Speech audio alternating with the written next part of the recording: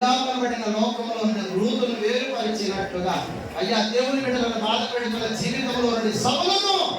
వేరుపరిచినట్లుగా చేపలు పడుతున్న లాజరును ఏర్పరిచినట్లుగా మమ్మల్ని వేరపరచుకుంటేవయ్యా అని స్పందన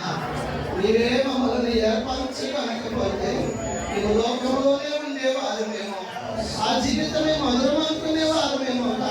అదొక నాటికి మారావు కదా మేము గ్రహించలేకపోతున్నాము అయ్యా లోకము దయ్యము సర్వము ఏకమైపు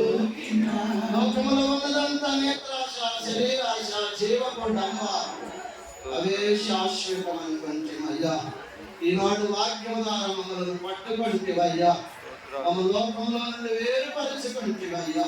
ఈ సన్నిధిలో మమ్మల్ని ఇలాగ కూర్చోబెడితివయ్యా సంఘంలోనికి చేర్చితివయ్యా దినదినము వాక్యమైన ఆహారము మాకు అందించుచున్నందుకై ఇంకా లోకములో ఉన్న వారిని వేరుపరచండి, మనస్సులు మార్చండి,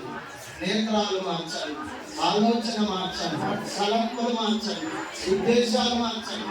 ఊహలు మార్చండి, బాప్తిస్మ అనుభవంలోకి నడిపించండి.